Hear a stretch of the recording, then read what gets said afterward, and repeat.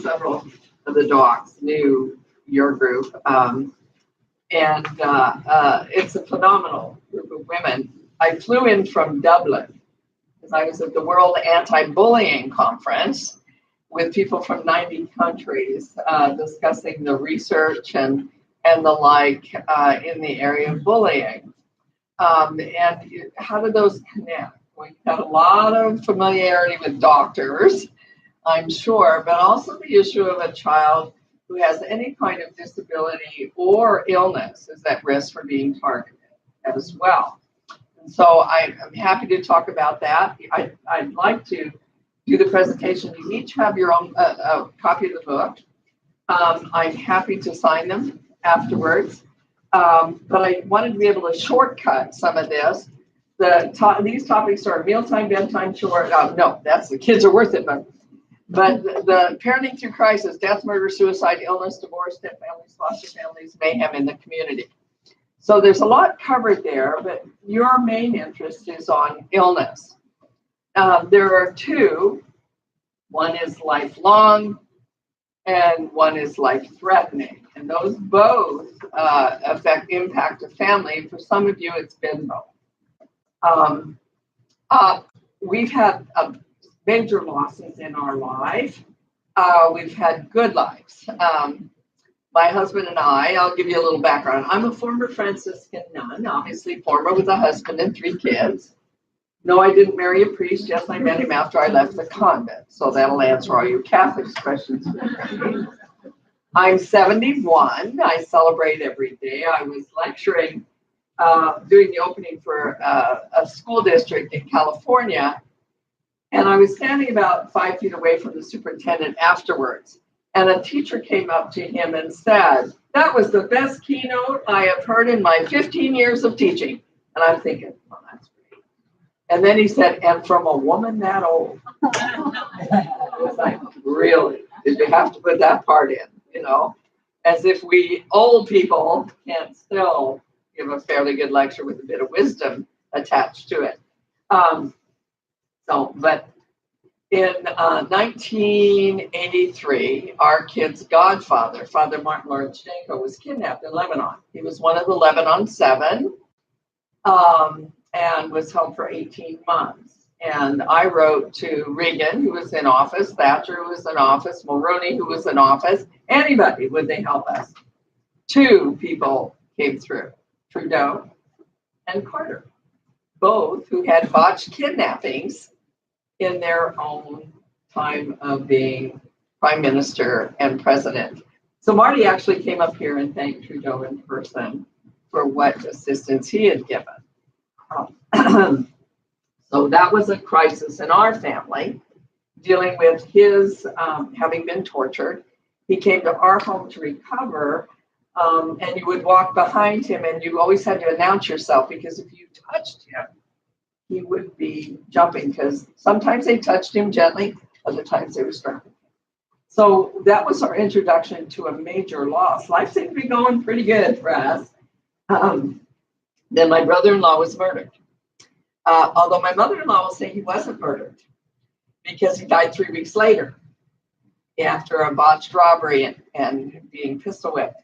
And so that was the first time my husband had experienced a death. I grew up going to funerals for people. I mean, I knew that experience, but for him, it was his first. 5 family members died that year, including Graham, who was 105, in which case you go, God bless. But it really put his mother in the grave, even though he was in his 50s. Yeah, his death basically put my mother-in-law in the grave. So and my husband, after the 5 deaths, he broke down, and the doctor said, "I thought I'd see you here sooner," because of those kinds of stresses. We knew nothing about how to handle any of this, and so we were going along, and life seemed pretty good. And our oldest daughter walked down the driveway and then walked back, and then started crawling, because she was diagnosed as the youngest person in the state with MS, a lifelong illness. And they thought she had Lyme's disease. And can you imagine hoping for Lyme's disease? We did. We thought, well, she ended up having both. And where did she contract Lyme disease? At the 1983 Expo in Vancouver. The rash was there. The interesting marks, all identified by the doctor, but not identified. So she had both MS and Lyme's disease. Lyme's disease, although the good news is the way it was treated was with heavy-duty antibiotics, which they now know helps MS. And so it was a heavy-duty concentration pump in the arm. Well, that was her senior year. Then her sister had an injury in gymnastics, Maria, her senior year. And they recommended we go to a chiropractor to check out her neck, gymnastic injury. He sent her home, called me before she got home and said, you need to call a doctor. That lump needs to be examined. What lump? Well, her neck was this thicker than her sister's. And we have no idea how long it had been growing. And she had this lump on the side of her neck. So we called the doctor. She said, I need to see her right away. Not tomorrow, right away. We went in. So we got to do some testing here. 2 days later, she's in the operating room. And we were introduced to cancer. Both doctors who looked at it on the scan said 99% sure it's not cancer. But we'll send it back to New York. It was 100%. Rare form of follicular carcinoma, radiation-induced thyroid cancer, which means they removed the whole thyroid. So she was 17 years old and 3 weeks short of 18, which meant she's in the children's ward, which is actually a blessing for us because she was in the children's ward. It also meant, as she reminds us regularly, that we had to make the medical decisions. And all of you have had to make those medical decisions. And for us, it was a matter of a very strong-willed daughter who thought she should be able to make them all. And we were reading, as many of you all of a sudden are looking at things you never saw before, looking up stuff you never thought you'd be looking up. And then people offering you advice, lots of advice about what if you maybe a blah, blah, blah. And we were overwhelmed. And we had a dear friend who had breast cancer say, let me talk to your daughter. And I was a little resentful because, hey, she's my kid. I can handle this. Guess what? I couldn't. She had cancer. And Maria had cancer. And they could talk about issues that concerned both of them. Her daughter came to me and said, I'm jealous that your daughter, who's her friend, could talk to my mom when my mom won't talk to us about her cancer. And I said, well, I'm jealous too, so that makes two of us. So let's go out for some tea. And we can both talk about it because we were relatives of someone who has cancer, which is a whole different thing. Nobody teaches you how to be a relative, a parent of somebody who has cancer, or a daughter of somebody who has cancer. So we had that introduction. And all of my career in education was with seriously handicapped kids or kids with learning disabilities or autism, both of whom can be seriously disabled as well. But that was my background. My husband's was with children with Down syndrome. So we were kind of pretty knowledgeable about getting exposed to loss and the like, but when it's your own family, it's like you don't even think straight. And how do we tell them exactly what it is and the like? So in this book, I talk about all the different areas that we've, major losses, whether it's death or murder or suicide. Any of you foster parents or have been foster parents? There's issues that come with that adoption. Anybody adoption? Yeah. Yeah. Baby, child, adolescent. Child. Obviously. Yeah. I was a foster mom with juvenile delinquents. So I told my kids they'd have to work hard to shock me. They did. They tried. Yes. But the issues come with that. And it comes when they get angry at 15 and they're angry at you for no reason. They're really angry at their birth parents, but they won't be angry at you.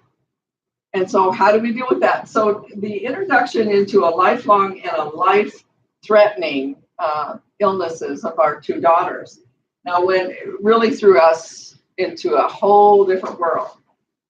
My son wouldn't go to a doctor his senior year, absolutely refused, not going. And when he graduated from high school, his sisters hugged him and said, you made it, you made it. Now, we didn't know if he'd make it through high school for lots of reasons, none of which would be an illness. But they were celebrating because he was not diagnosed with anything his senior year. Now, he could be diagnosed 2 days later, but in their minds, if you're not diagnosed your senior year, life's good. You're welcome. Just give a little history here so you know where I'm coming from. And I had lectured on parenting and teaching and the like, but it's never quite the same as when it's your own kid and all the things that go with it. So what I'd like to talk to you tonight about is the passages of grief that we go through, and then how sometimes we can mess it up, and that how we need to depend on other human beings in a way we've never had to before to help us get through. Having a group, having so many people on the board that have had this experience is so helpful. And in the children's ward that my daughter was in, only 3 came home. The rest didn't come home. And so we were grateful that our daughter came home. Did she have other issues? Well, we'd always worry. Any headache? Oh my goodness, because it was labeled as a stage 4 cancer, which means it could have spread to a variety of areas. Breast, having her breast examined, all of those kinds of issues. She then got pregnant with one of our grandkids. We have 3. Every time we have great grandparenting was, I skipped parenting. Just moved right into the grandparenting. But she had a high-risk pregnancy because it meant taking her off her meds for thyroid to keep his little heart rate okay. And she chose that. They were going to take him at 7 months when he'd be viable. Well, he was so little at 7 months. He said, yes, and we risky. She said, I'll carry him full term without her meds. So she did, and had a little 5-pound baby. The preemies were bigger than him that were born that day, but he was a 5-pound little baby, and his name is Chance. And people say, oh, what a beautiful name. They have no idea why she called him Chance, because she took a big chance on having that little one. And so some of you are now looking, who is the one that just came out of remission, is now dealing with it in the teen years with the cancer? They're just telling me. Is it your yes? The relapse. We often call it coming out of remission because he was in remission. We're not relapsing. Yeah. And those things happen. Now, what we need to look at then when that kind of thing happens, and Maria with she survived her cancer, so life's good, right? Nobody told us pregnancy was going to be an issue because she wasn't going to be pregnant. Hello. They also forget to tell you that your thyroid medicine affects birth control. Oh, that's nice to know.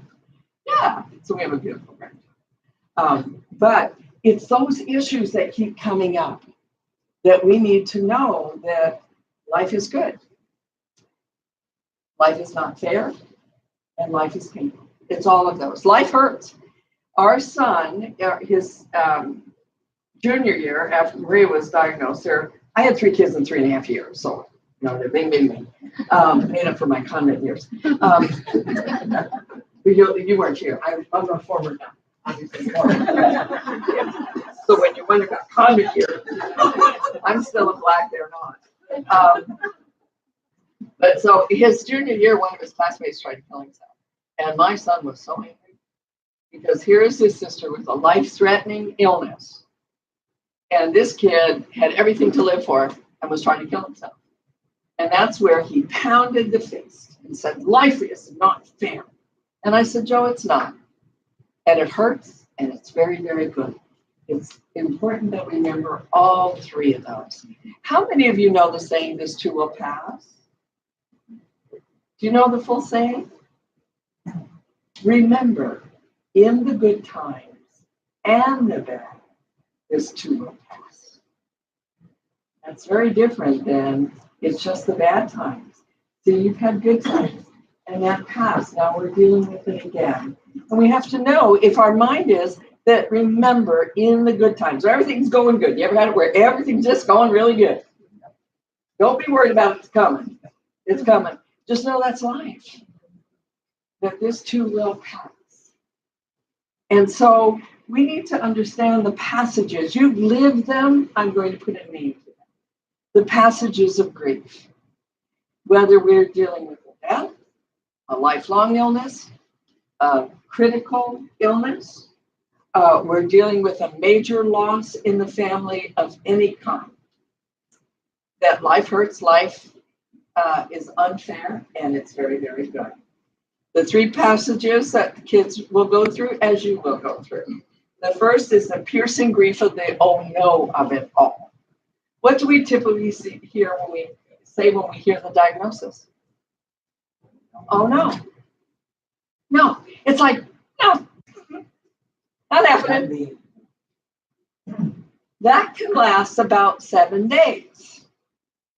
Now, when it's a death, how much time do you get in your job to grieve a family member when they die? How much time do you give you? 3 days. That's criminal. Anybody here Jewish? 7 days. 7 days. The old Irish, 7 days. The ancients said it takes 7 days for the first passage of grief. And you need to count on that time for yourself when your child has been diagnosed with a lifelong or a life-threatening illness. That 7 days, the oh no goes on. I mean, you have to be in that space, because how else could you decide to have your kid have surgery, go to radiation treatment? Do we do chemo? Do we do this? All the other things everybody, well, what he needs is a watermelon enema and he'll be fine. Some of you probably got some of that stuff too. And don't worry. Or what did you do to cause this? Or, maybe if he ate this way, that wouldn't have happened. You don't need any of that. But it's that oh no of it all. In a death, it's that oh no, and you go to call your mom and she died already. But you still go to call her. My mom's been dead 2 years. And every Mother's Day, that she liked that for Mother. Oh, well, I'm not getting that Mother's Day. But it's the oh no of it all. The second, that lasts honestly about 7 days. And then your wits' ends are there. Then the whole thing just hits you like a ton of bricks. So know that you might be looking like you're getting through it. Now, I'm talking about you, but I'm also talking about siblings are doing the same thing. Oh no. Can't be happening. And they may even be saying to you, you're wrong. You're wrong. Why didn't you do this? And they'll be angry. But it's that piercing grief of the oh no during that 7 days. Then we look at 6 months to 2 years. The intense sorrow. Everything is colored steel cold gray. There's a birthday party, but you're not quite there. There's an anniversary. You went to the party, but it just didn't feel right.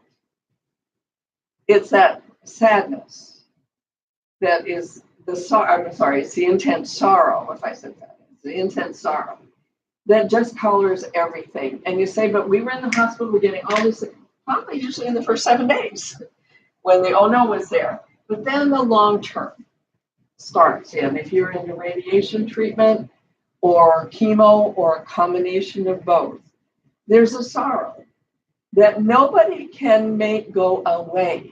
They can talk to you, they can tell you be upbeat, things are going to be good. There's still a steel cold gray because you're still dealing with the fact that that child was perfectly healthy before the diagnosis, or maybe was ill and not diagnosed yet. It's just like everything's colored with it. The third passage, now why did I say 6 months to 2 years? If there is a catastrophic loss or multiple losses, the natives, Navajos, have a saying that we must have 2 times 4 seasons to get through it. How many of you experienced other losses during the time your child was going through treatment? Like,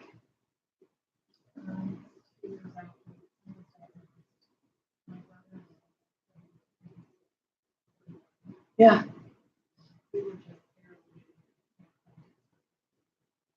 Yeah, and it kicked you right back.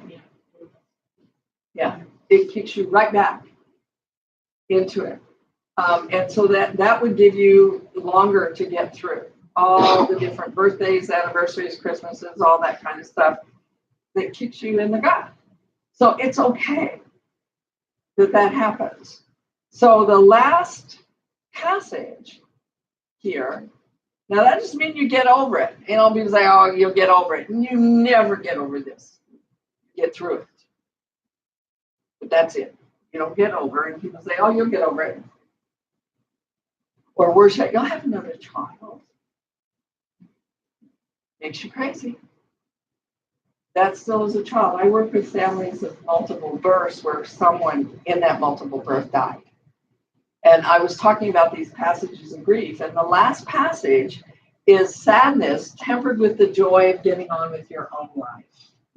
You know how you know you're in that passage? Doesn't feel bad to feel good.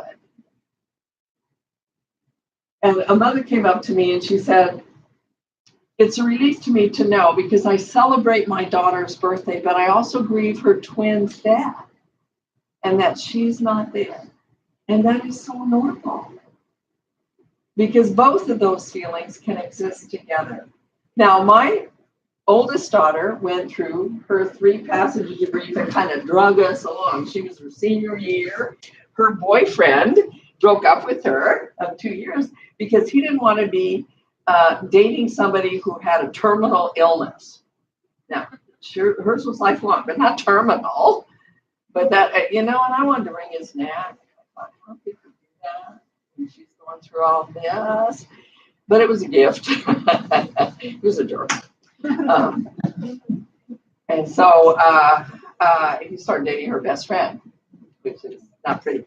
But she got to go on to university, starting a clean slate, and she saw it that way.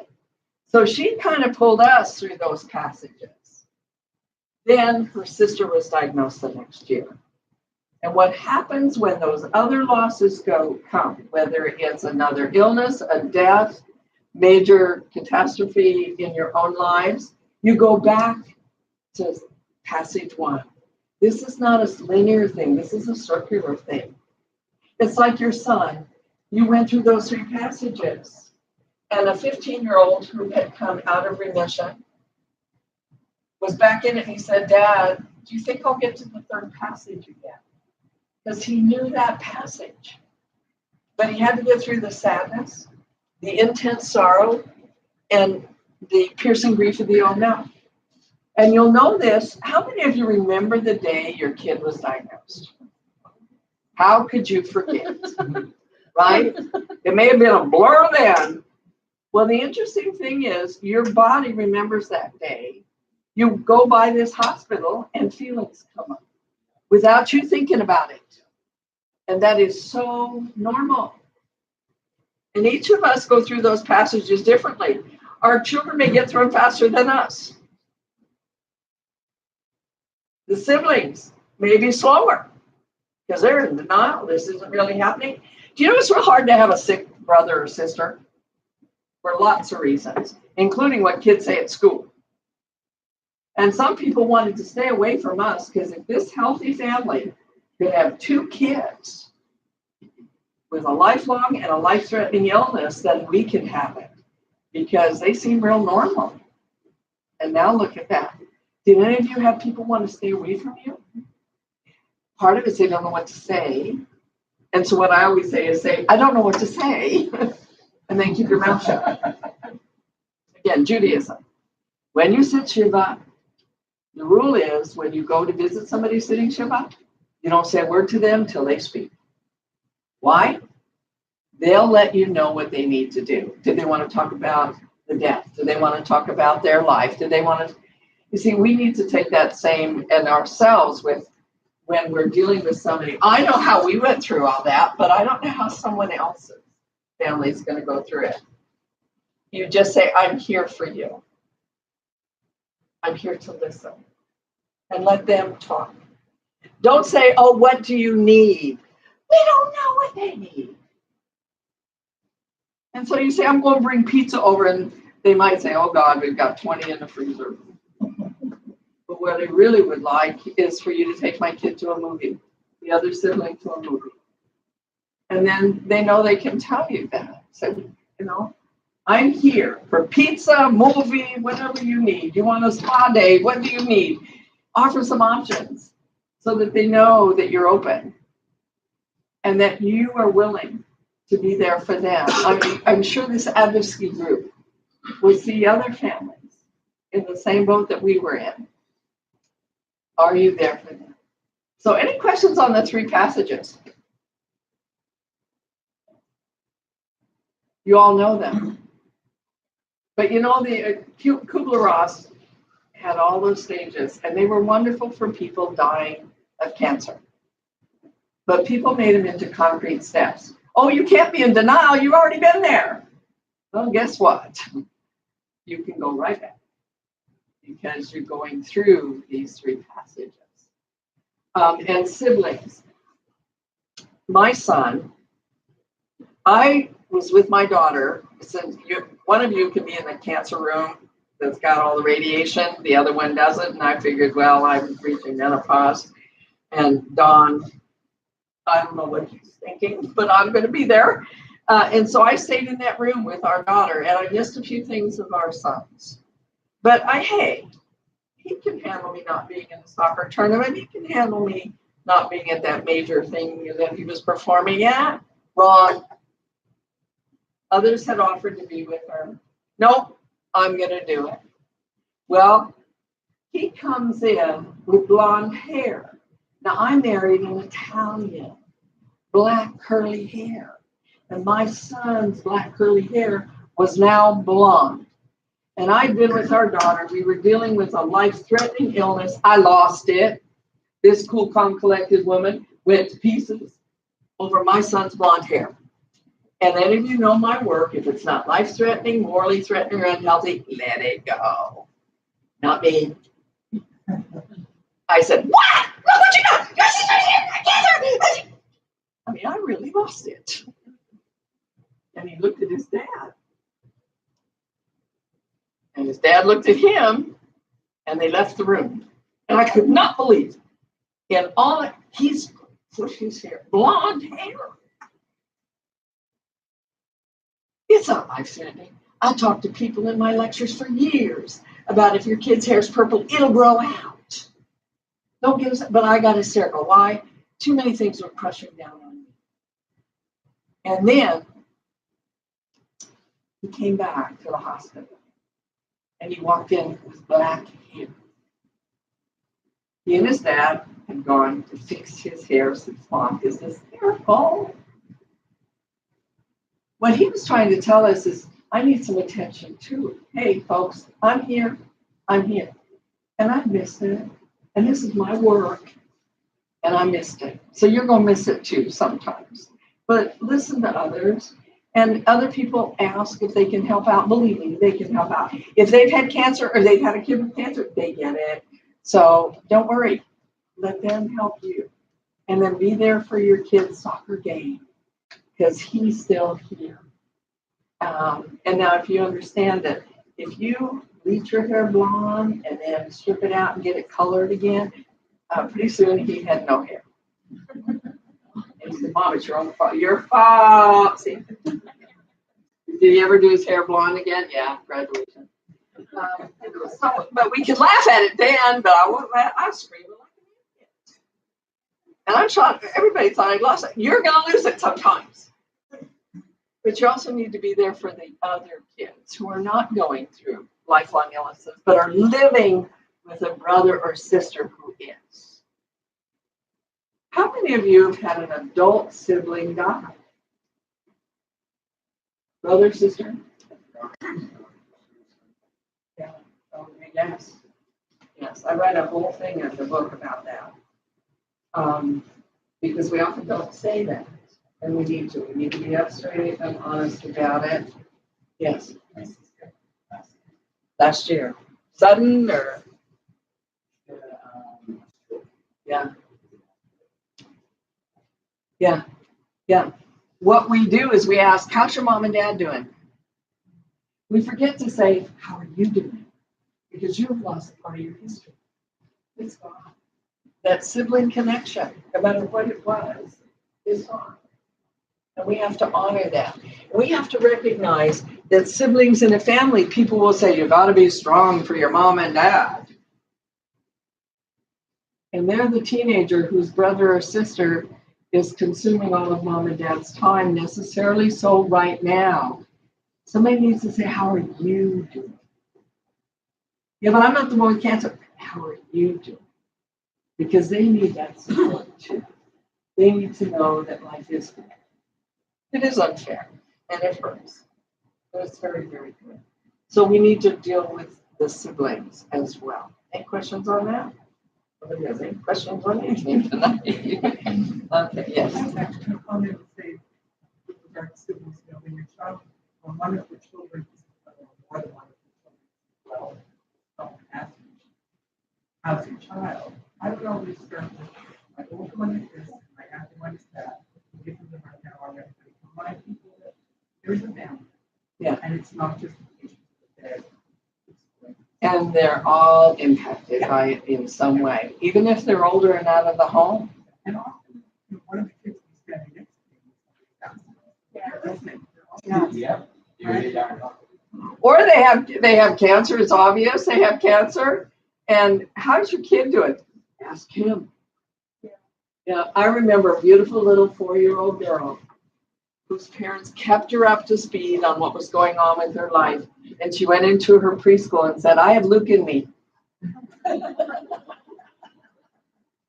And all the kids looked at Luke. Didn't quite get it. She said, no, not him. I have cancer. And she could explain what it meant. She had power in her life because she could explain what was going on in her life. So we need to give kids the headline, you have cancer. The facts, what kind of cancer? And what will it entail? And then we have to shut up and be present to the child for whatever he or she needs. When we are ever, and with the siblings, you give the headline, your brother has cancer. The facts, he has this kind of cancer and he's going to need radiation and chemotherapy. And then be quiet. And they're going to ask questions, but you won't know what the questions are until they ask them. Yeah, but he takes care of the dog. And you thought, we're talking cancer, kid, and you want to know about the dog? Yeah, because the kid wants to know about the dog. His older brother always took care of the dog. So be present to your siblings for whatever they need. When you tell your child that, I'll get to you in just a minute. Our daughter, when the actual diagnosis of what kind of cancer it was came through from New York, she was at a dance and she had her cut here, which she hatch marked for Halloween, by the way. I thought that was cool. She was a rebel, Doc Martin boots and colored hair, but she had her little cancer marks, the hatch marks there. But she had gone to a dance, and now we have to give her the information. So how do you go about telling your kid? And we were talking about what we would say. Well, she comes at home, and our eyes are all bright red. There's no getting around something's the issue. And you don't hem and haw. I just put my arms around her and say, honey, you have cancer. And you need to go into surgery in 2 days. And she looked up at me, and she said, because we were on the couch, and she said to me, will I be able to finish high school? That was the furthest thing from my mind. Am I going to finish high school on time? But that's what she needed, just the headlines and the facts, and then you be present for whatever they need. To her, getting through high school on time was real critical. Because she was going on to be a step woman. I was just going to say, with having such young children, we called it our story, and we had to tell it over and over and over again. My younger son was 1.5 when his 3-year-old brother was diagnosed. So the conversation really couldn't take place. Yeah, when you're younger. But practice on adults then and say, what's wrong with him? He has cancer. He has this kind of cancer, and then just be present for them to ask sometimes stupid questions. Because there are some real stupid ones you get asked. And just know that it's their problem, not yours. Yeah. Oh, don't we have to put up with some interesting ones? But we also have fascinating ones. Because we had our Christmas party at Maria's birthday's in November, Halloween's in October, and she had hatch marks. And she was fairly more endowed than her sister, who was a 32 maybe, and she was like a 34B. Same family, go figure. And she wore a cutout dress for Christmas party, and there's her scar. And I had a woman who I've known for years who came to the kitchen and said, I can't believe Maria's exposing her scar. And I was like, never thought of it. I mean, and she pulled down her turtleneck. I'd never seen her without a turtleneck. And she had the same scar. And she said, my mother thought it was so ugly that I've always covered it up. And I said, no, that's her battle scars. Yeah. And she wears them proudly. And so my mother, when Maria had her scar and was proudly showing it, said, you want to see what they did to me? She had open heart surgery. She never showed anybody that scar. But she showed Maria that scar because Maria was willing to show hers. And I'm going, I had seen it in the hospital, but not my mother exposing it and having that sense of it's okay to do that. Those are gifts in life that are good. Yeah. And she said, do they still do that for heart surgery today? No, hon. They cut her stem to stern. But it's those kinds of things. And humor. Sometimes it's gallows humor that your children will come up with.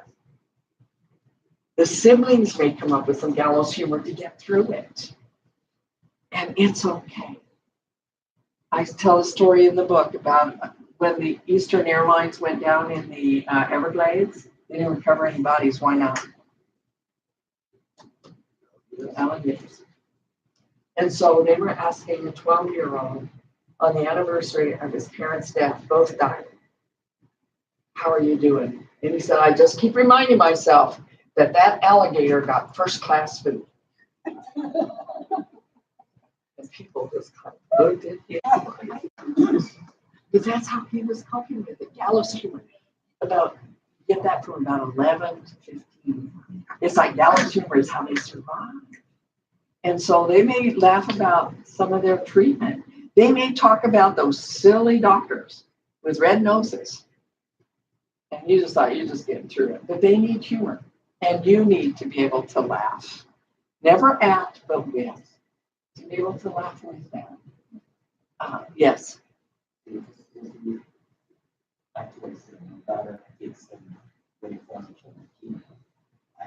think she was more the trooper than I was. Oh, just wrong. Like this time when I agree on the biggest song I'm yeah. I still do, up until now, even to really the goal, I don't have a police. I went just to reach back to the goal, but it's really emotional. Sometimes you have to fight. It is for me. Yeah. And she spoke with when I'm sure that is invited to speak. She's a great trooper, so we underestimate those kind of mistakes. Well, you get through a lot of adversity, often it can help them be the strong human beings they truly are. It often depends on how we handle them, too, but sometimes they're there for us. My oldest was there for her sister in a way we couldn't be. And she said, Maria, let me tell you, Mom writes about it, but she doesn't really know because she's not been there. She said, you know what? Right now you're in the oh-no of it all. And you're going to get to the sorrow, and then you'll get to the sadness with all that joy that comes with it. Because she said, when you were diagnosed, I hit that first passage again for myself. And you will recognize that passage. You'll see the siblings. If some other catastrophic thing happens in the family, they go back. If a sibling's not been able to grieve, they're the ones who will lose it when you think, gee, everybody's been through this. Why is it breaking up now?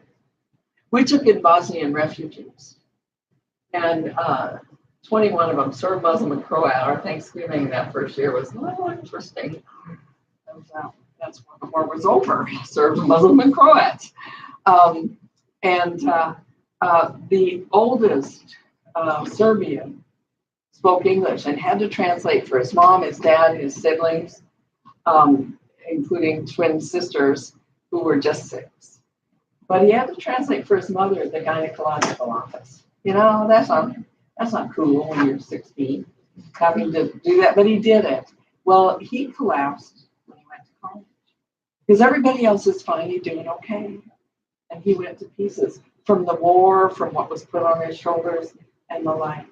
And so he started all over again, and everybody's going, but he was so strong. Yeah, but he held everybody else up. You might have a sibling in the family who holds everybody else up. And then when everything's cool, they crash. And that's okay. We just need to be there for them and say, we'll get through this. The most important thing when we're talking about it is our sense of optimism. Now, in the good times, children need 3 things. TAO, it's called the Tao of parenting. They need our time, our affection, and our sense of optimism. Time. Parenting's not an efficient profession, and you all know that. It takes time. And I'm not talking that quality time you read about in magazines. We say, kids, we're going to take a day off, and we're going to go to the ROM museum. And the kid says, I don't want to go to the ROM. You're going to the ROM, and you're going to have a good time. And no, you cannot invite your friends. This is quality time with your family. Have you ever seen people do that, be miserable? Shut up, kid, we're having fun. You know how much money this fun has cost us. The worst I've ever heard is, shut up, kid, we're praying. Woo! No. Parenting takes time. Some of that's hanging time, just being around time, having normal time. Because it cannot be that whole umbrella of cancer. That kid needs to play. They need to have a good time too. Now, there may be restrictions on your child, and maybe you had pretty serious physical restrictions when your child was going through it.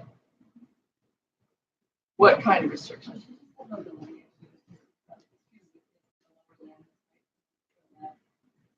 Yeah.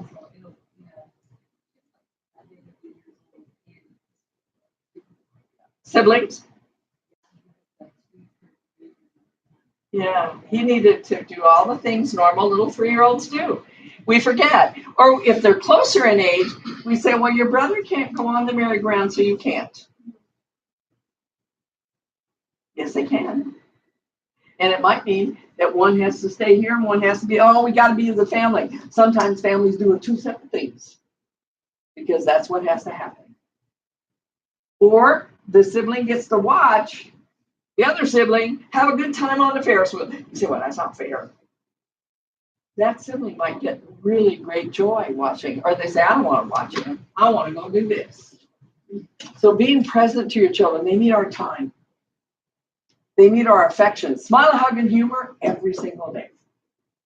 Now, humor needs to be with them, never at them. With them. Our culture doesn't help us out a whole lot. TV programs, My President, with sarcasm. See, there's a difference between teasing and taunting. Teasing is laughing with, taunting is laughing at.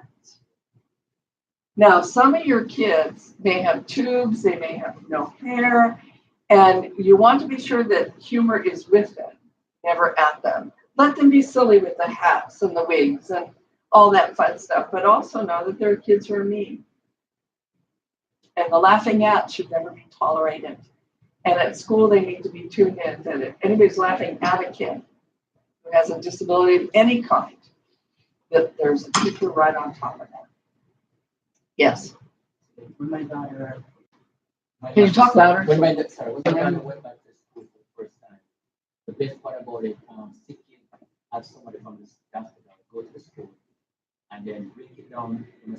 overcome with the kid that they understand what my dad is going through.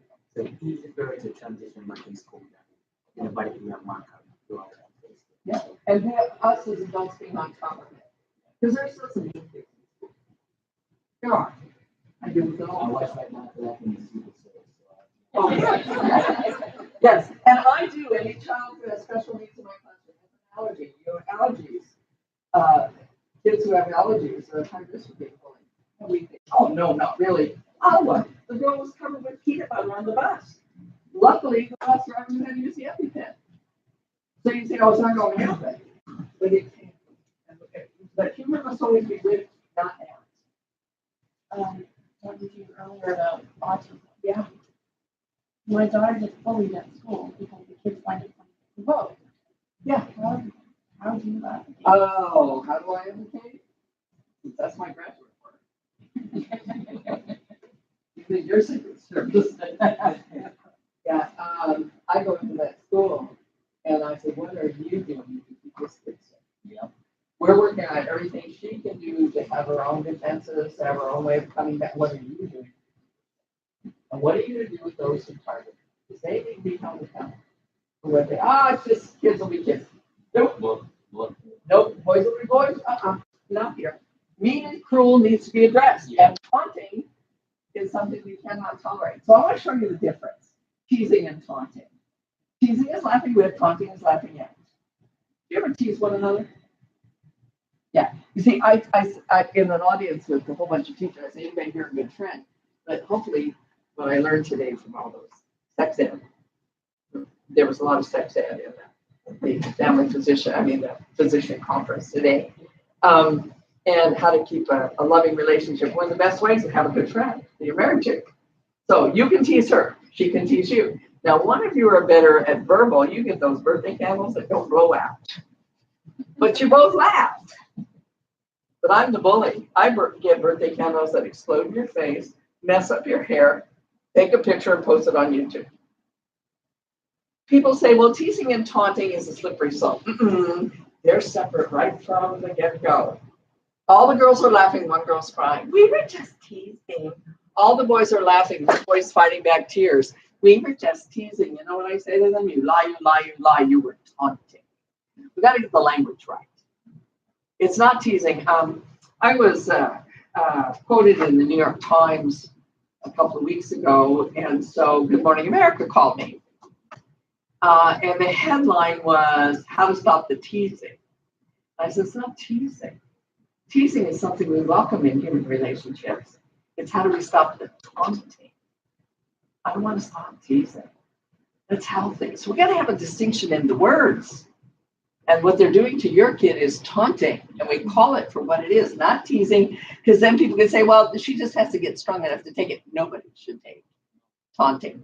Nobody. So it's like the difference between discipline and punishment. Huge And difference. I always use that.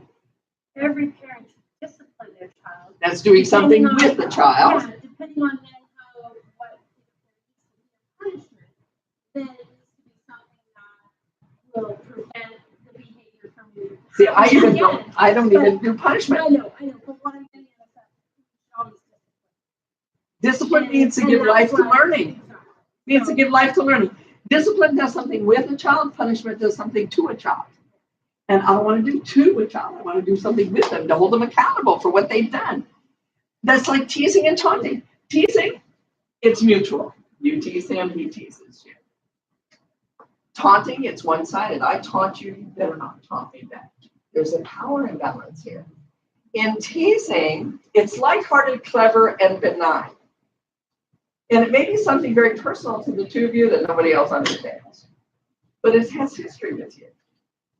Taunting is bigoted comments thinly disguised as jokes. Just joking, laugh out loud online. In teasing, it's innocent in motive. In taunting, it's sinister. In teasing, have you ever made a mistake? Good friend, wrong time, wrong place, just you couldn't handle it? Your child's been diagnosed and you're trying to have some levity here. So you're using humor with spouse. They're not interested. Their face drops, a tear comes to their eye. What are you going to do? You were teasing. What are you gonna do? Hopefully You're stop. gonna stop at a You're gonna stop. I hope. And you're gonna apologize all over the place. What does a bully do if they notice the other person's upset? Keep going. So when all the girls are laughing, one girl's crying, you're lying. You're taunting her. So we have to be able to discern the difference between teasing and taunting. And taunting should never be a provincial law that says they can't do it. And that teachers are held accountable for what they do when a child does that. And every child with special needs has extra protections in this province. Supposedly. They're supposed to, by law, have it. Actually, your laws back east are a little stronger because they've had some horrible deaths. Yeah, if you don't just that and next in the boy right away. One, you're not gonna create for school. Yeah. And then she's gonna feel less than human. So that's something you have to make sure you address it right away and do. If you have to go by the principal, me, I go by the party when they come on my dad. That's something you have to really depend on that. You do. I read a whole book on it called The Bully, Not So Innocent Bystander. William Burroughs says some beautiful things that are no innocent bystanders. What were they doing there in the first place? And sometimes it's us that disengage onlookers. Bullying is about contempt. It's about dehumanization of another human being. In Nazi Germany, they didn't kill Jews in their minds. They killed women. In Rwanda, they killed cockroaches. Armenians were dogs. Cambodians were worms. The Rohingya, right now today, are called fleas. You dehumanize another human being. And so we have to deal with that. Bullying is about contempt for another human being. And that's why I say it's a short walk from hateful rhetoric to hate crimes to crimes against humanity. It's no giant leap. And in my country, we're on a bullet train. But in this country, you're on that walk. And so step one is dehumanizing a child. Whether they have an illness or a disability or they're different in any way. You can be targeted because you're short, tall, developed early, developed late, race, religion, gender, physical or mental ability, economic status. You can be targeted because you have an allergy. You can be targeted because you don't have any hair. You can be targeted because you have a pump. You can be targeted because you're nude. The one thing all targeted kids have in common, somebody targeted them. The problem's not with the kid. It's with the person doing the targeting and all those not so innocent bystanders that joined in and made it worse. Yes. I'm just going to go back to what you were saying about the different stages of Passages of grief. passions of grief. Sorry, like personally, like how did you manage, or how did you get through that period of sorrow and sadness? Like you were talking about the 8 seasons that the Native peoples were. Yeah, the 4 times 2 seasons. What you do is get through it. You're going to get through it differently than you will get through it. We all get through it differently. When there is the death of a child, that's when you see a lot of divorces. And people will say, why? Because you're in the middle of the passage and you might not be the same passage as her. And what you've always done is support one another, but you're both in grief right now.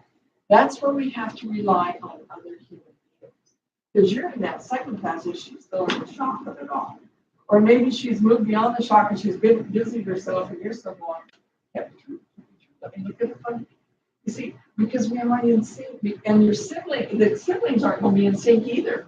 They might be trying to pull you along, or they're just stunned themselves, and they're just saying, "It didn't happen. No, my brother's not sick. My mom and dad just got it wrong."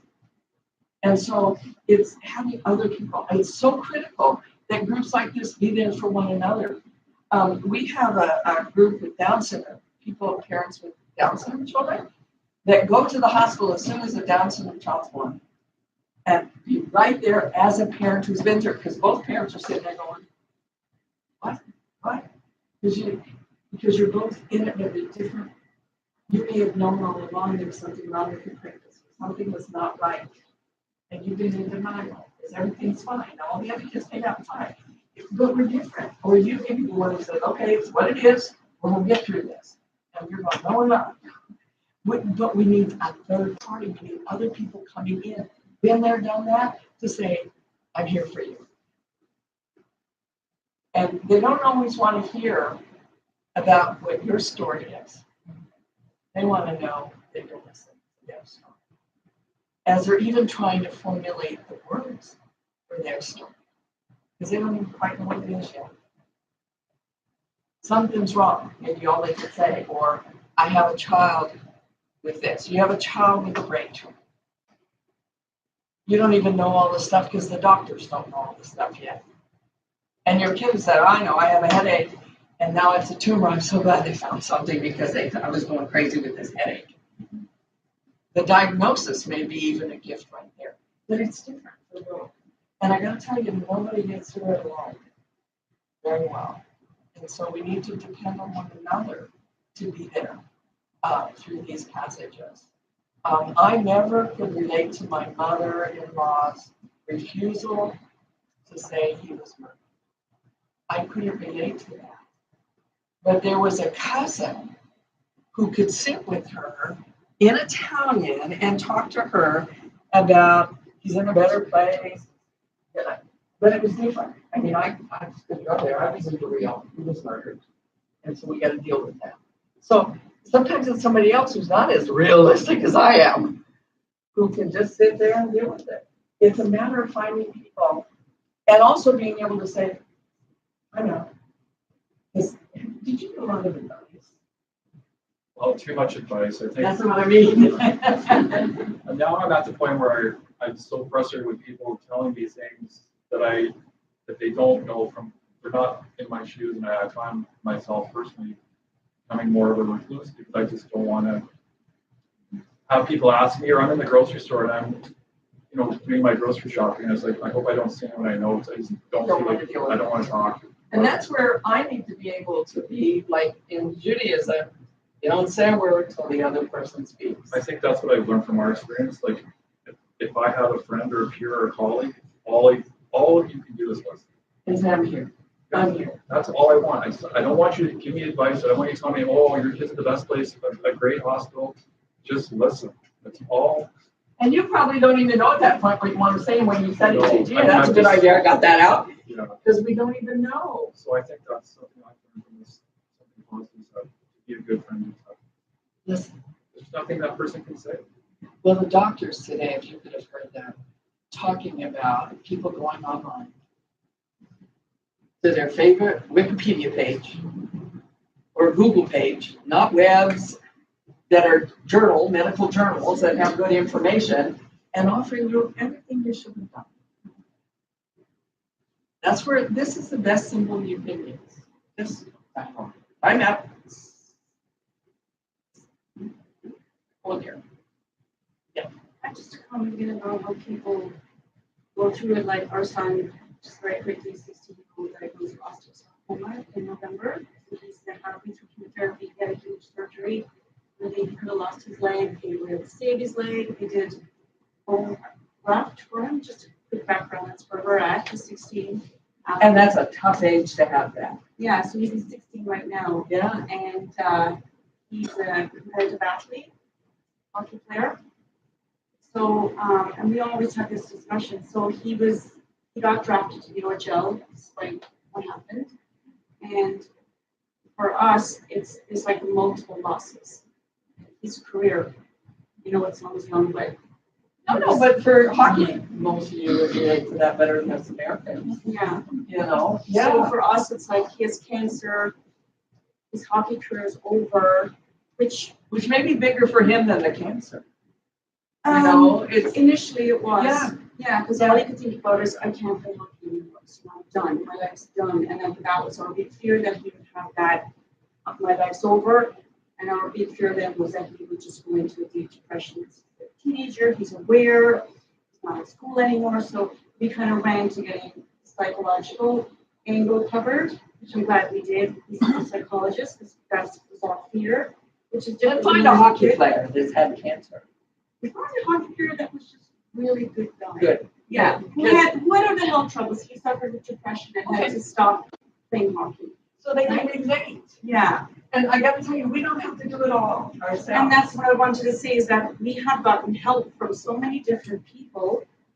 And luckily we have that because they all offer something different that we can't offer. And as parents, we think we have to give it all. Sometimes you're saying, you know what? You go with a hockey player for lunch and be okay with that even though mom is supposed to do it all. I Yeah, we're can't. supposed to be the ones to be the Yeah, characters. and What that's- do you mean that hockey player shouldn't tell my son and something I can't tell? Yeah, No, it's letting go. and it's hard to do, but it works. When Yeah. you have younger children, the 3-year-old, you've got to be there for so much. But what you're doing at puberty, what's your role? They need to, yes. So you're in the process of letting them go. In fact, boys, if this is no surprise to any of you, boys, and it upsets dads, will even physically push mom away at puberty. Physically, not hurt you, not jab you in the door, but just push you away. Because then they can fall in love with the girl. Yeah, Because cuddling in mom's bed, yeah, cuddling in Dad, bed with a 16-year-old. And I used to do it a lot when he was 12, but I know I'm not welcome to do that right now. That's just weird. yeah, but you know what? Our daughter slept in our bed after she was diagnosed. She slept with me.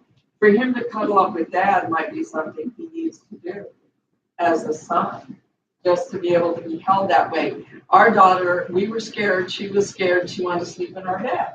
And if I told that to some people, you let your 16-year-old sleep in bed with you. Yeah. Forget sex for a while. We're not interested. You know, we got a sick kid. That's not what's in, you know, it's not really anything we're really interested in. Well, at the beginning, when he was first sick and he had the surgery, we were both in bed with him all the time. Yeah. Because he was so You do needy. it because that's what was And needed. that was appropriate. It absolutely is, no matter what anybody says.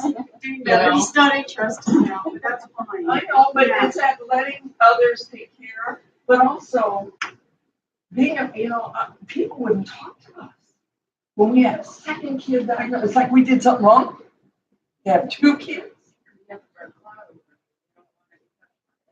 But not only that, but we must have been doing something wrong. We have 2 kids that have something wrong with them. Yeah.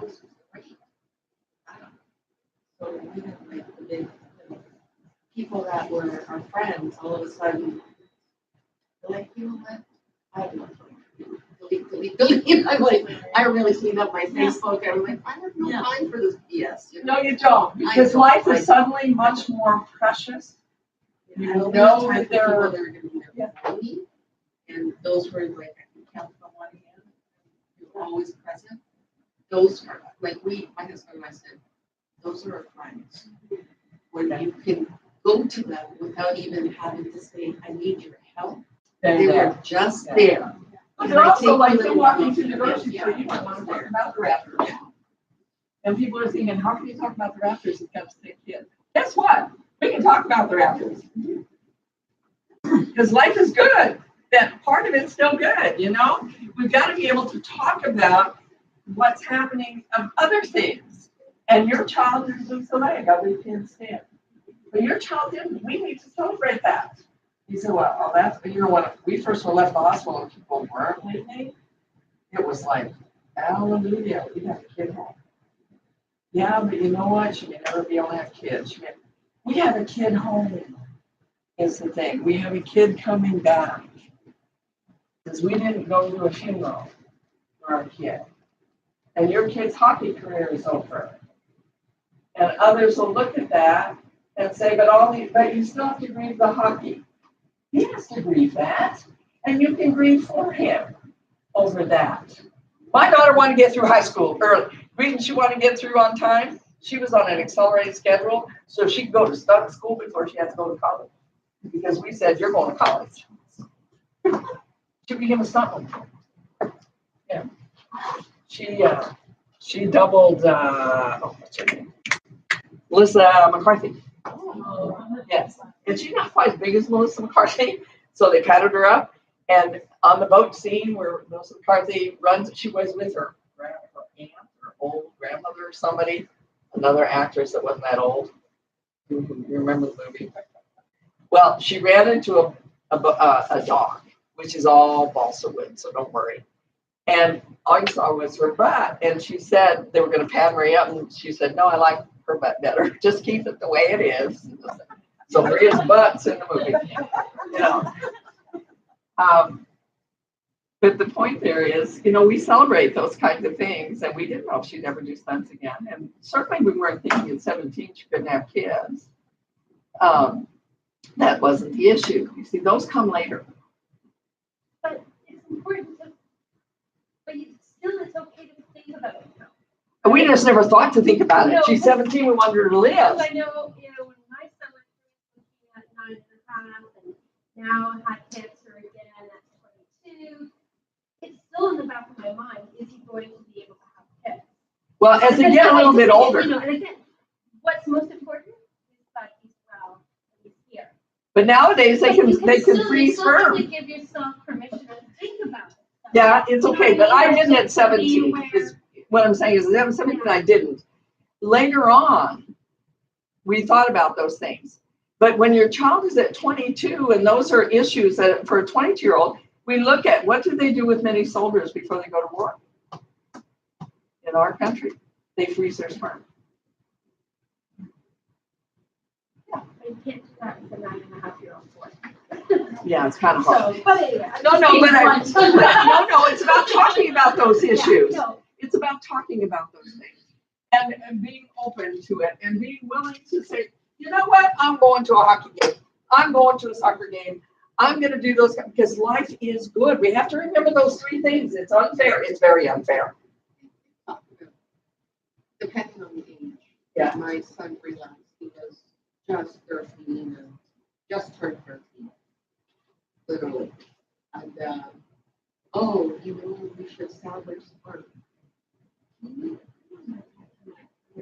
I don't know what he's doing. Is he doing anything? You know what? I'm just being blunt, right? Yeah. I know Well, those what are he's things you doing. Like, ask. that's not even in my head. It's like, oh my God, life just went sideways. Everything was going hunky dory. That's the oh-no. That's the oh-no of it all. Exactly. And Everybody else is I thinking. was like, what do we do?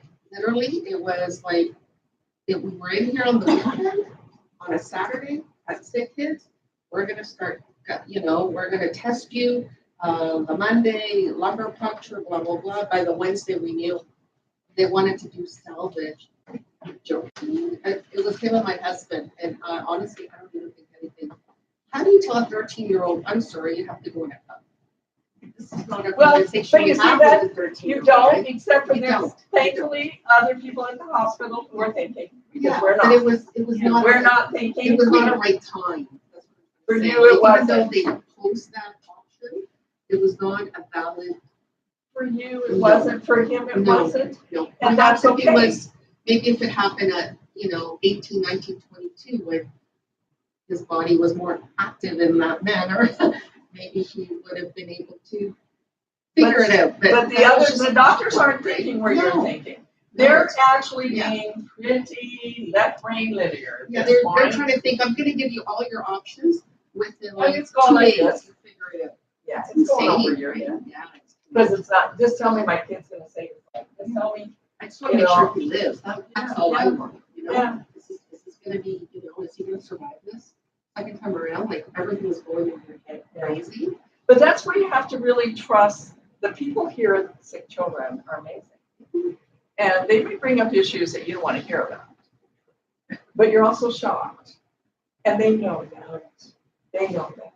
And sometimes they don't talk to you, they talk to your kid. Yeah, that's true. I'm sure they have And conversations. they might like, say, what's have even you there? ejaculated yet? And you go, I didn't ask my kid that. That's true. That's exactly what I'm like. Yeah, I'm not asking it, but the We can't doctor talk about it will. like, The doctor does. I think I The doctor will. like you talk. Yeah, they don't want you to ask, but they'll ask those kinds of things because they're not in the first passage of grief. You are right there in the, you say, but we've been through this before. You're still back in one. And you say, oh, no, I'm not. No, I'm not. That's one. No, I'm not. I'm not there. I got a handle on this. Welcome to one again. It's there. And that's where we need doctors who aren't at one. They will grieve with you. They will cry. They will be there for you. But they're not in stage one, which is shock, or the intense sorrow. Oh my goodness, we're back at this. And everything. But Mom, can I have a 16th birthday? I'm not talking about that right now. Your brother's in the hospital. And you have to know, somebody else has got to say, yeah, you can have a 16th birthday. We don't get it all together. That's where we depend on one another. Experience across the board. When we found out my daughter about Dr. Cholas, that she was a good healthy kid growing up unknown, and then all of a sudden she had fever. We took her to the family doctor, the fever country, we took her to see the phone she had fever. I looked at the doctor in the face and told him, said, Doc, my doctor died to me and I but I refuse to accept it. But I'm saying, what get us through it, this group, Hope by the Green right now, trust me. You have to just connect with people who are on the same page with you. And the next thing I love about this group, too, in the hospital, there's nobody outside they know each other and Einstein or nothing like that. Everybody work with each other, and then encourage each other. And it's easier for one to go through that stuff. And having a hockey player go through Yeah, it. man, just find somebody who Will be there. some issue and just try to can be a big brother to him and then let him work with him for good. Right? You're gonna bother. But that's hard. You can't get to go on and continue this career. But you have other guys who go to the same thing and they have careers and but these guys can help you walking step by step through. And the key here is that other people can help us so much that have talent that we don't have. That doctor is just suggesting maybe we could preserve his self. You're going, you ask him. Because that's not where my head's at right now. I want my kid to live. Yep. But they're thinking in ways that we don't. The hockey players saying, you know what? There's other things you can do. Even helping other little kids learn to play. But I couldn't do that because that's not where you're at. That's not where your head is. So you need to to know that we've got to depend on one another. Martin Desmond, Archbishop Desmond Tutu talked about we're interdependent, interrelated, and interconnected. It's all of those. Martin Buber said, I am I and you are thou. I'm unique and you're unique, and we have a common humanity. And when we're in the midst of horrific crisis, any kind of loss, we need to know that we're interdependent, interrelated, and interconnected. And what we often think, because we are the parents, is that we're the ones who need to make the connections. But it's real important for kids to make the connections too. When Maria was going through this, she was the oldest on the ward, and she was a lifeguard. And so her lifeguard buddies came through with clown outfits on and rode the little bicycles down the hallway to entertain the younger kids. But Maria was not going to a support group. Didn't need this independence. So the doctor very wisely said, I'd like you to come and talk to little ones to help them through it. Best gift they could have ever given to my daughter. Because she went down to help them, guess what? They helped her. Yep. You know, she was there, and she was Miss Independence. Middle child, she's going to do her own thing. And the doctor very wisely said, we'd like you to go to this group here for these little ones because they need your help. And they helped her as much as she helped them.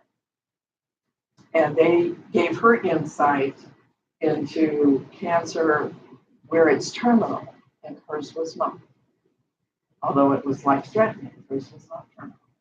And it gave her a whole different view on life. I work in Rwanda. Don't ever ask Stephen Lewis if you know who Stephen Lewis is, your former UN ambassador and then the UN. I asked him once anything I could do. I ended up in Africa. And I thank him regularly. I ended up working with orphans in Rwanda after the genocide. And my son did not get diagnosed with anything, but got hit on his motorcycle. I don't like motorcycles because trucks don't see you. And we made sure he had a good helmet. He's an artist. That's what he does for a living, left-handed. And he got hit by a truck, and the truck just left him on the side of the road. Another car came by. He had minor brain issues. Helmet, we got the best, and it was cracked, but he had minor. But it affected his left hand. Well, he was having pity parties and self-medicating. So I took him to Rwanda. And he was going to teach art there for the 6 weeks that we were there. Well, they found out he was an EMT. That did that. They put him in the hospital there, where people walked 3 or 4 hours in the morning to get in line for the clinics in the hospital. You know, he never had another pity party. They were kids with machete cuts, hands cut, and he just didn't. Because I really believe what James Natchway, the famous Canadian war photographer, said, do good because good is good to do. Spurring threats of hell and bribes of heaven, you do it because it's the right thing to do. But doing good for others helps you keep up. So getting your son to teach, you can't do it, but maybe someone else can say, you know, maybe you could teach some little ones, not because you did it. It's getting out and doing something good. I often work with kids who didn't survive, who survived, didn't make it through their suicide attempt. They just failed. So they say, I even failed at that. And their parents will say, I got him in a different school. We got him into treatment. We did this. And then what more can we do? I said, what's he doing? No, well, he was the one that was targeted. I said, what's he doing? Is he working in a soup kitchen? Habitat for Humanity? Is he in a nursery? What is he doing? Because the best way to heal the whole is to do good for other human beings. So I think it's real important for, and I saw that with Maria when he had her go and help a group of kids who were terminally ill, and in a group, because they helped her as much, if not more, than she could help them. What are some ideas like that? So we're bereaved now. My son passed when he 27. His brother was 5. So And he was 3, so 4 years. Yeah. And so it's been 3 years now. And so my younger son is 8 now. And I keep wanting to find that thing in age appropriate context that will get him doing some of that good. Because he's 8, right? Does he like animals? He does. You know what's fun is vets will often let them help groom animals, even that young. Okay. You know, taking care of a sick snake. If you like snakes, but doing something. What some places, essentially that. How he's 8 years old. Sometimes that was one of the things, both my son and then my daughter became households later on and did a lot, and I know because He's got no clue. Going. exactly. Like my kids are going to college, not an issue, right? Even though like my son went to the science street, was like, I don't want to talk about cancer, I don't have it, nothing's wrong. It's gone. It's gone. But he still kept working for can't tell you until his second year of university, and then he didn't come back. But then as I mentioned, he had a different kind of cancer later on in third year. And it was interesting when we were talking about a son or a boy, especially with a mother, as an adult, I was allowed to make any decisions, any help, any. In fact, he shut me out of a lot of his treatment. Our daughter wished she could really have. difficult. But I think when I had to come to court that it wasn't that somebody told me that maybe it was because he was worried I would grieve too much, or I would get too sad, I would get too worried. And that was his way of protecting me, not being at the hospital for surgery and things like that. Did he have I other don't know. people? Yes. Yes. The girlfriend, and then the girlfriend's mother. Anyway. That- It's all right. She's not gonna be as upset as I am. Yeah, he got it right, and that's okay. We have to trust that we raised them good enough that they're independent thinkers. You launched him, but you haven't launched your. You can't launch an 8-year-old yet. But there are things he can do for others that are younger than him. You go to that school and say, you know what, part of this healing is doing good for other human beings. Can he go down the name to second grade? And can he go, and it's also dealing with the death. If there's another child who has a sibling who has died, he can be more help than any adult in the room. You know, because he can talk about how angry he was, how pissed off he was. Because they are. And how happy they were. Just, oh, that's just, okay.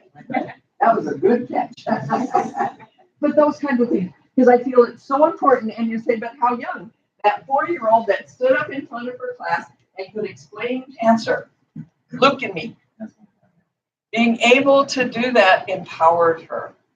And so when other little kids were sick, she was right there. And yet she was probably the sickest of all of them. But she was the one that could be helpful. We got to trust these kids.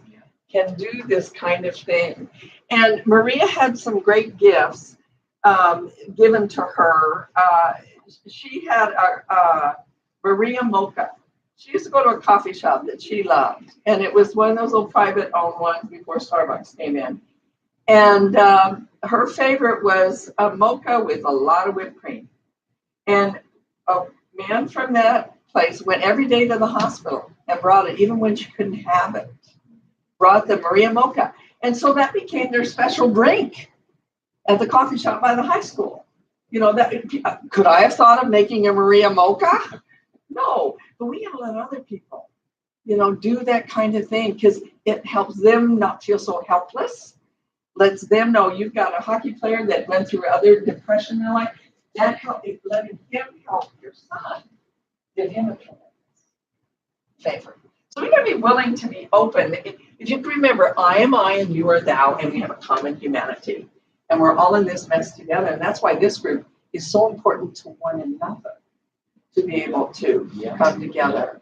I had the opportunity when Maria was in to go to far too many funerals from that hospital. But you felt connected to every one of those people who had been through that. And my son felt connected to the siblings of the kids who had died. And so we need to be there for one another. And some of those kids have been lasting, lifelong friends. So, you know, that kind of human connectedness.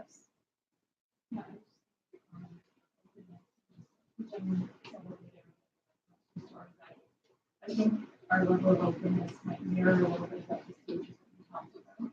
Because in my roles, that is not possible, but we have families. And when we first meet them and look back, some people just go and do it. But as you get into treatment, you get in hospital for a while, you become more and more able to be open. And I isolated myself as well for a while. But as time goes on, you will be more accepting of what other people have to say. And you will find people who you make connections with and will say the right things. You will find that, but it takes a while. And you also need to know that some of those people that come with you before may have more pain with you, and that they have no clue what's going on. But other people who were strangers to you before it happened are people that you will bond with for life.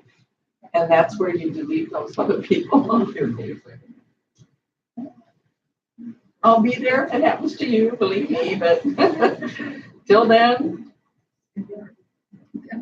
Yeah, but we need to know, there were people, I wasn't really close to my daughter was very close to the girl, but I wasn't that close to the mother who had breast cancer. I mean, we brought food because that's what the neighbors did.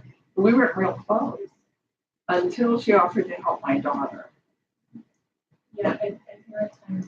And I didn't want her help. Yeah, I didn't want any help either. I'm a social worker. So hey, you got it together, right? I can tell the story. First of all, time and time again, when we meet families, the people that I totally didn't expect to help me are here for me in a way that I can't believe. And the people that are really close, like family, my sister, whatever, are letting me down. Like yeah. And I always tell the story of my best friend, who's very dramatic. And I remember calling her to say, you know, I think you need to sit down. And the first thing she said was, why do bad things always happen to people that I love? Like, It's me. It's me. Oh, yeah, I'm sorry. I'm sorry this happened to you, but this is going on for me right now. And so in the end, she was fine, but her first instinct was, why am I going to be sad again? It's the last thing you need. Yeah. You mean well, man. Try some word. Yeah. Do you want to hear that right? You're being generous. Because sometimes they are clueless. Or they are just so self-centered and you go, that's just not really, maybe later, but I don't need that right now.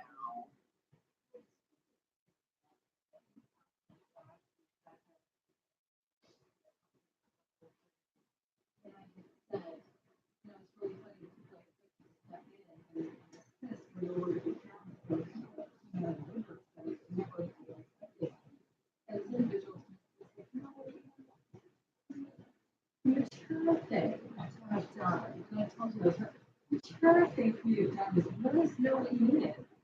Oh, yeah, as if you knew what you needed.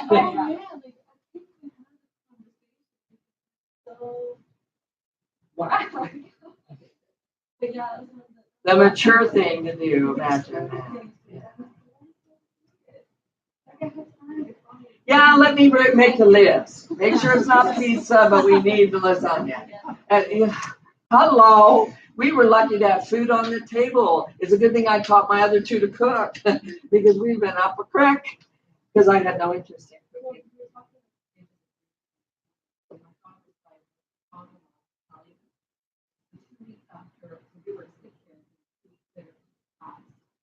And that was really, really tough place. So I thought, no, I'm just going to give everybody a pass for about a year. But yeah, we spoke. So what was happening was during the grieving process, all this food was going over the family's house. And your kid's still alive. We're like cooking up burgers trying to get through the day. Right? So that's part of us not being clued into one another today. We are disconnected. And this is a connection group that has made a personal effort to get connected. Because you joined a club that nobody else wants to be in, the Big C Club, we used to call it. I don't know what they call it today, but it was the Big C Club. And to be in that club, I'm in an interesting club now. My husband, who speaks 5 languages fluently, is a concert pianist, works with refugees and migrants, has Alzheimer's.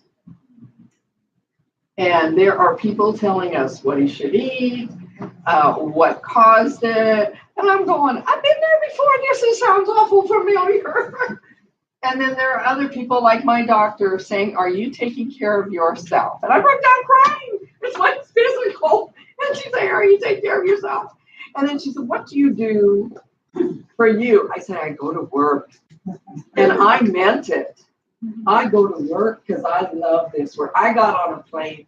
I put my husband, who's at the stage where he's a little angry about it because he knows he's failing and he wants to die of a heart attack. He already told his cardiac doctor and his internist, so they won't check to see if I forgot to give his meds or purposely to give his meds.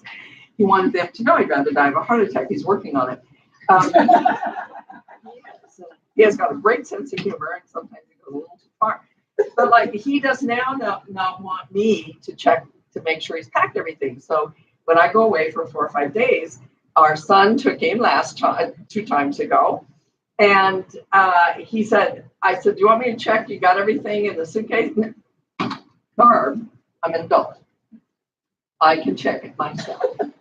Okay. So my son calls and he says, "Mom, there's no underwear." I said, "Okay, Joe, just go buy some, reimburse it.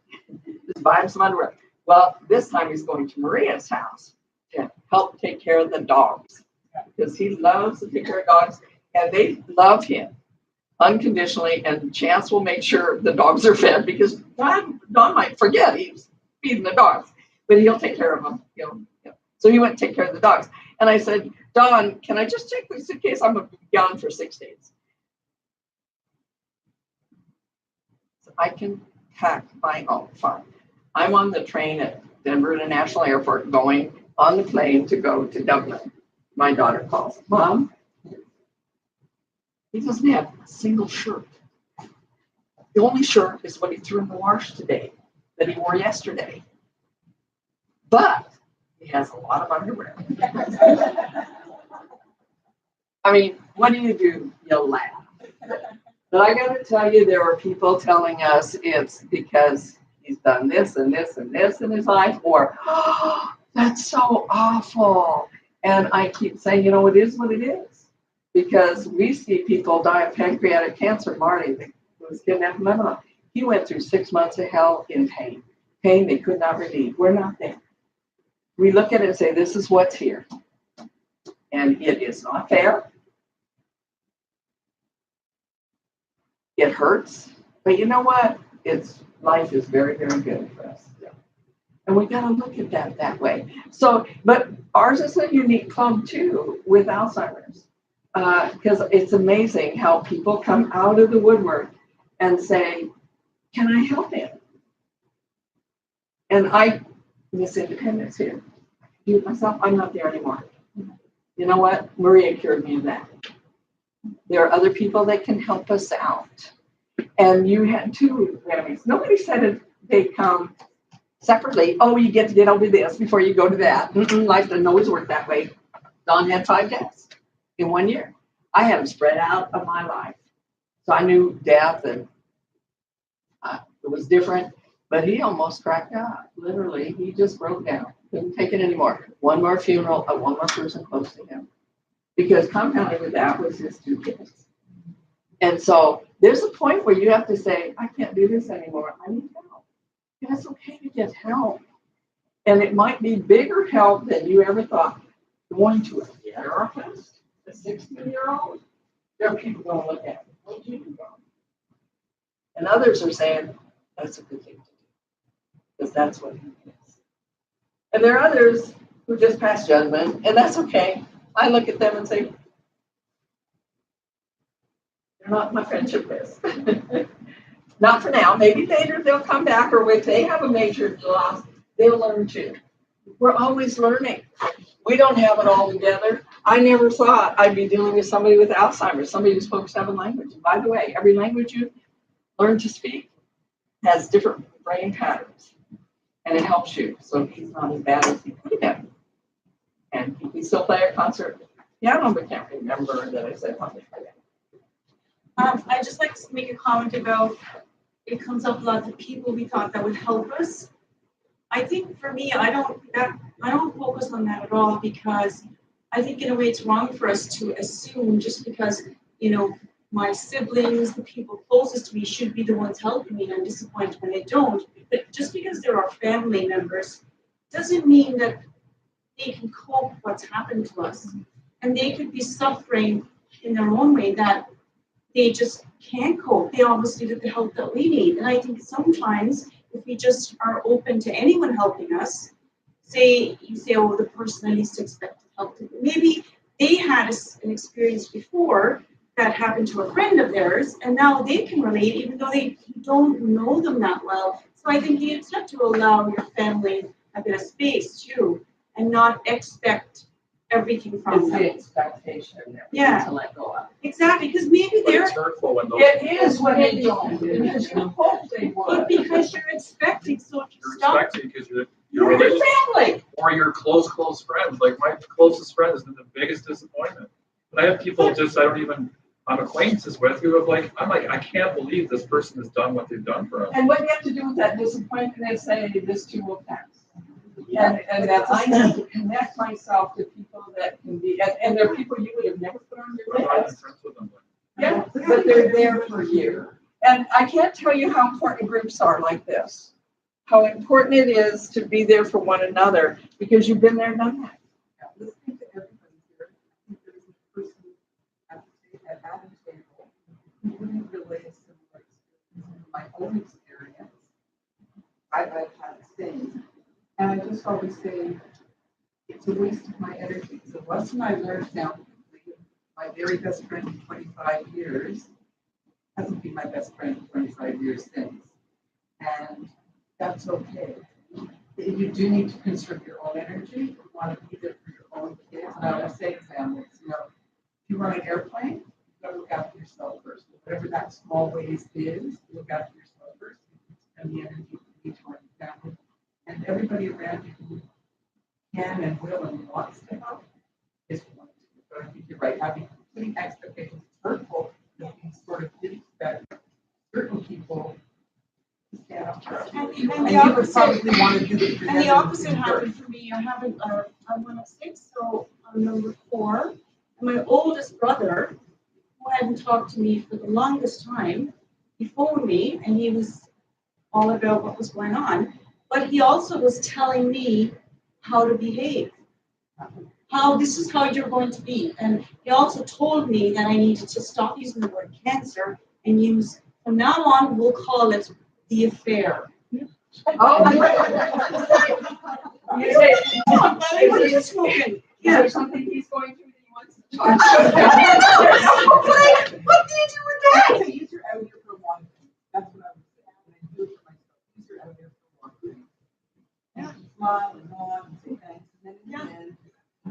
you go beat the pillow and you go scream with somebody who will listen to your scream. You know, that disappointment you feel is real. It wasn't disappointment, it was complete Not your confusion. But his disappointment is real. And we can say, don't waste your energy on it, but that's me saying that because he's not my good friend that you've counted on all these years. Disappointment's okay. It's what you do with the disappointment. If you let it eat at you, you know, there's an old Chinese saying, those who seek revenge had best eat two grapes. Yeah. Well, that can apply to disappointment too. That you're just giving yourself, but it's there. If you don't honor it, it only gets deeper. You do need to say, I'm disappointed. And, wow, I found these other people. But to refuse to say I'm disappointed is to refuse your real feelings. And the last thing any of us need right now in this kind of loss is to deny what our real feelings are. And that's where in a couple, you may be on two different wavelengths with dealing with it.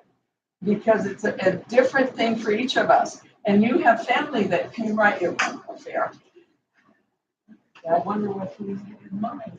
You know, but that's my humor, my gallows humor coming in, you Well, know. I have a bit of that too, actually. Yeah, but you also need to be able to have others help spouses out, because it's the most difficult time. My novice directress in the convent, still, and she was older when she relayed this story to us. Her brother died very quickly in the hospital, something similar to meningitis. And he was the apple of Mama's eyes. She went to bed and didn't get out of bed.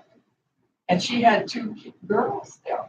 And the oldest girl, Dolores' sister, went in and shook her and said, he's dead, but we're still alive. And we need you. She still didn't get out of bed. So they went to an aunt. And the aunt was not sister of the one in bed, it was sister-in-law, the one in bed, went over and said, I can't get you out of bed, but somebody's going to care for these kids. And she went in and cared for those kids because she got the help Mama needed, but Mama wasn't getting out of bed right now. But what did those girls need? Somebody cooking food, somebody give them a hug, somebody be there for them. So we've got to say, let's own where we're at. And if we can speak what we need to speak it. But if we can't, that's where we come in. To anticipate that a kid needs to eat. Take that other sibling to a party. When my brother-in-law died, they were having this big Italian, and I'm Irish, I'm Black Irish, so I wasn't used to these Italian funerals. And they were all crying and sobbing. Well, I got his two kids that were the ages of my kids. So what did I do the day of the funeral before we went down to the wailing? I mean, they wailed. We went to a Disney movie. And I let the two of them pick out what they wanted to wear to their dad's funeral. It was interesting. Because the boy was 11 and he was going to shock everybody. But he wore things of his dad's that were important to him. And they just kind of looked at me when I brought them. And then Shay says, because she knew this would get them. Because they were already being judgmental. And we went to a Disney movie. Yeah, but that's what they did. And what I needed was take 5 kids to a Disney movie because I didn't know what else to do. With 2 kids whose dad had just died. And my 3 trying to figure it out and going down. I got to tell you, if you've ever been to a traditional Irish, not wait, that's what, not Irish wait, but Italian, whatever they call that. I mean, they got people jumping in the coffin. Yeah. And it was an old girlfriend, not the wife. And so, you know, those kind of things. We had some humor afterwards, some gallows humor. And, you know, she had dated him a long time that we knew of, but, you know, those kinds of things. So it's a matter of doing what the kid needs. No matter how bad it looks to everybody else, you just do it. To be present to what you need. To be disappointed, to be sad, to be angry. It's okay to be angry. Really angry about cancer. because it's not fair. And it hurts an awful lot. But you got to be willing to also say, we're going to get through this. You see, the Tao, that's what I'm going to end on. She talking with me on this. TAO, time, affection, smile, hug, and humor, and a sense of optimism. But I'm not talking that rose-colored optimism where all's right with the world, because it's not. It's what Viktor Frankl called tragic optimism. That when you have been brought to your knees in grief, can you get up in the morning, fix your kids' breakfast, say, we're going to get through this. We are going to get through this. Yeah. Through the tears, through the anger, through the hurt, we're going to get through this. Now, how you handle everyday adversity will give kids a clue as to how optimistic our home is. I got stuck in Winnipeg on my way to the Paul, Manitoba, which is in the middle of nowhere. If you're optimist, halfway to everywhere. Plane could not get in for 8 hours. You should have seen some of those people carry on. You can't do this to me. I'll never fly this airlines again. I want my money back. Only way to get to the paw, and they want their money back. Some people hit the bar for 8 hours. Some read a good book for 8 hours. All three groups got on the same plane. 8 hours later. Some were still angry, ready to throttle the pilot, which would have only made us later. Some after 8 hours in the bar were sure didn't care if they were on a plane, and some had read a good book. I ask you, when's the last time anybody gave you 8 hours of uninterrupted time to read a good book? You see, it's your point of view. And how often do you get time to just sit and be with one kid and be present to them? No matter how sad, angry, hurt, but to be present to them. And then to remember, if you have other little ones running around, they need your time too. Because every one of them needs time, affection, sense of optimism. And our job, the rest of us, is to make sure those siblings are taken care of. As they go to movies, they go to that soccer game, they get what they need. And that we are present as much as we can be. But you know what? It's not our journey, it's their journey. And how I wished, I once said, I would take the MS and cancer myself. Now, the man who reprimanded me for that knew my work. And he said, you talk to people about raising responsible, resourceful, resilient, compassionate human beings. Why on earth would you think your kids couldn't handle what's happening to them in their own life? How many of us wouldn't want it on us that we go through it? But we have to remember it's not our life. And their journey is their own journey. And for yours, that little 8-year-old, it's their journey. And we have to let them go on it. Because, and a death camp survivor said, what on earth can we do to get through this? He said, pay attention, get involved, and never, ever look away. Thank you. You're easy.